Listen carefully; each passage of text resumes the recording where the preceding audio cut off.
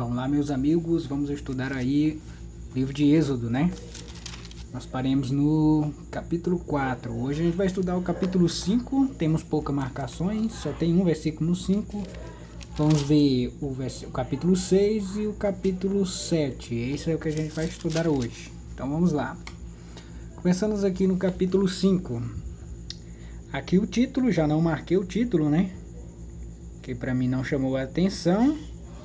Não marquei esse título, também não marquei esse. Não marquei esse título. E aqui no finalzinho só marquei aqui, ó, o versículo 23, que diz assim, ó: Pois desde que me apresentei a Faraó para falar-lhes em teu nome, ele tem maltratado este povo, e tu de nenhuma sorte livraste o teu povo. Que é Moisés falando com Deus, certo? Aí o que é que Deus responde? Disse o Senhor a Moisés: Agora verás o que hei de fazer a Faraó, pois por mão poderosa os deixará ir, e por mão poderosa os lançará fora da sua terra. Marquei de azul, é informação interessante, certo? Aqui mostra que o povo estava sendo maltratado e Moisés estava dizendo para Deus: o Senhor não faz nada. Aí é a hora que Deus entra em cena e que acontece, né? Os sinais de Deus, né? As pragas do Egito e aquelas coisas que você já conhece bem. Então aqui, esse título também não marquei. E vamos ver aqui do outro lado o que a gente tem de informação aqui, ó. Aqui o título não marquei, né? A genealogia de Moisés, mas tem algumas informações aqui interessantes. Aqui diz assim, ó: São estes os nomes dos filhos de Levi, segundo as suas gerações: Gerson, Coate e Merari.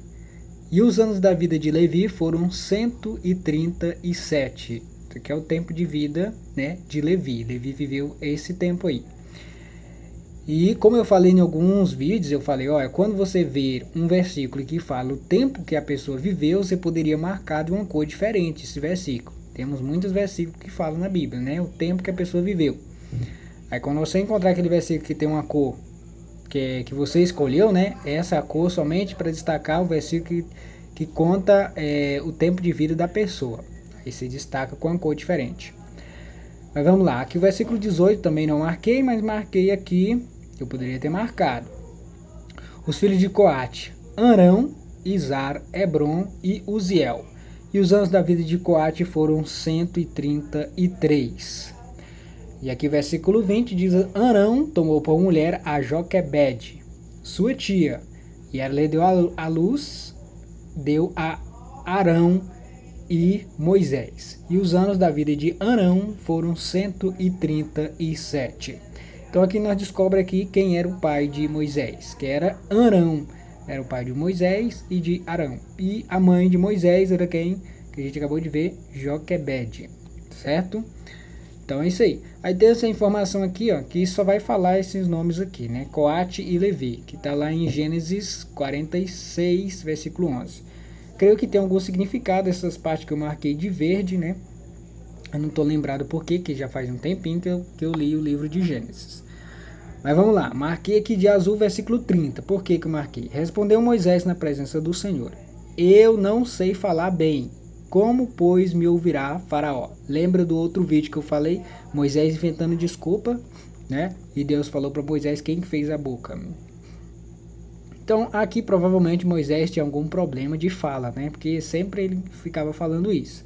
E Moisés falou, e Deus falou para Moisés, dizendo: ó, teu irmão Arão, ele fala bem fluente, então ele vai falar por ti. Então, provavelmente Moisés tinha algum problema de fala, né? Ou era gago, alguma coisa assim.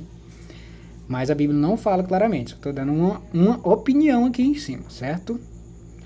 Então vamos lá. Aqui o versículo 3 diz: Eu, porém, endurecerei o coração de Faraó e multiplicarei na terra do Egito os meus sinais e as minhas maravilhas. Lembra-se que eu tinha falado do outro versículo, né? Que falava que Deus endurecia o coração de Faraó. Não é que Deus endurece o coração das pessoas para depois Deus castigar elas, mas é a própria pessoa mesmo que endurece o coração, né? Quando ouve a voz de Deus. Aí as pessoas fazem a escolha, ou obedece ou não obedece. Aqui diz assim, versículo 7. Era Moisés de 80 anos e Arão de 83 quando falaram a Faraó. Sempre é interessante você marcar os versículos que fala o tempo, né, a idade das pessoas, quanto ele tinha, quando aconteceu isso, certo tipo de coisa. Então é isso aqui, por isso que eu destaquei aqui de azul. De azul eu marquei o versículo 10, que diz assim, ó: Então Moisés e Arão se chegaram a Faraó e fizeram como o Senhor lhes ordenara. Lançou Arão seu bordão diante de Faraó e diante dos seus oficiais, e ele se tornou em serpente, certo? Esse é um versículo bem interessante, né? Por isso que eu marquei de azul. Marquei de azul o versículo 12.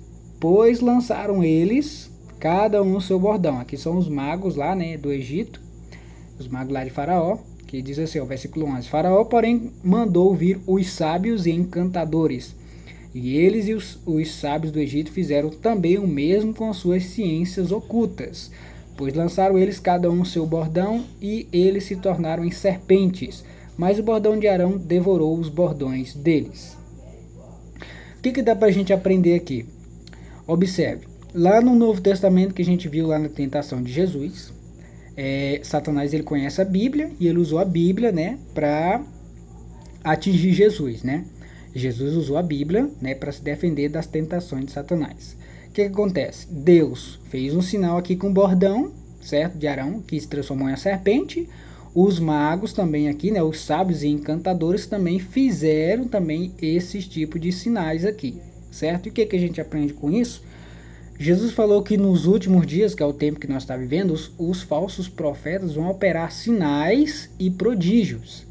Você observa que aqui que os magos também operaram sinais, certo? E esses sinais não vinham de Deus, certo? Era magia. E o que tem acontecido? Tem acontecido muitos milagres, que às vezes a gente pensa que eles são milagres de Deus. Satanás também pode fazer alguns sinais.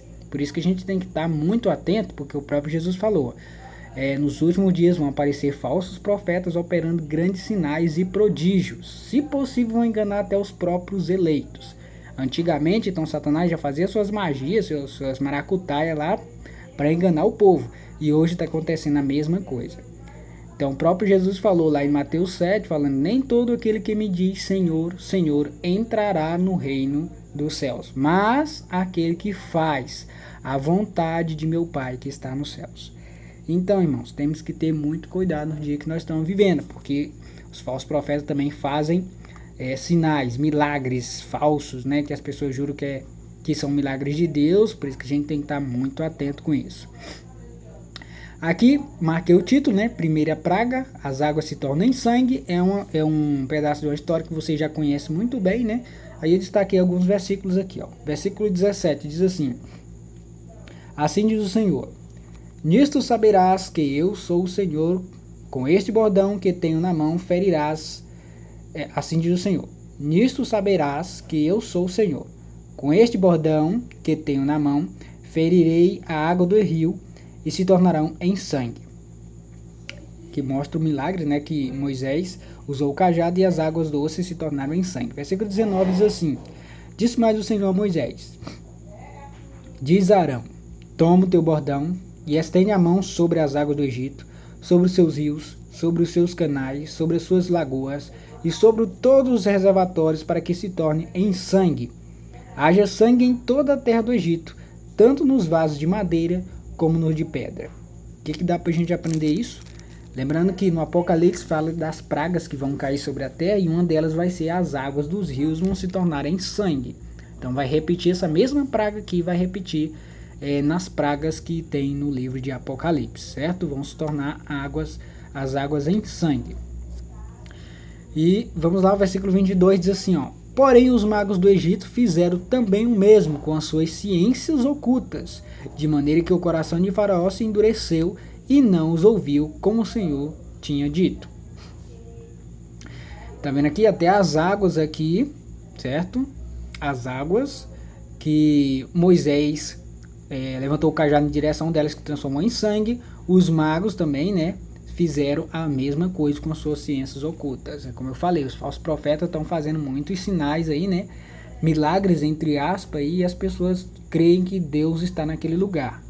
E lembrando que Jesus já tinha alertado sobre isso. Vamos lá. Eu acho que só isso, né, por hoje, que finaliza aqui, né.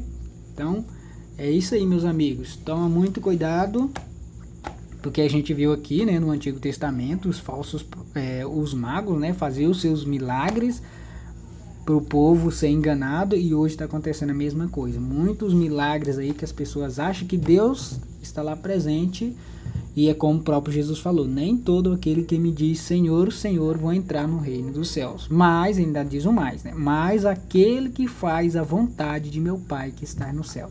Qual que é a vontade de Deus para o povo dele? Que o povo obedeça a palavra de Deus, e a palavra de Deus é toda a Bíblia, certo? Então, meus amigos, espero ter ajudado vocês aí em algumas marcações novas, certo? E até o próximo vídeo. Deixa um joinha aí para incentivar a gente a fazer mais outros vídeos também.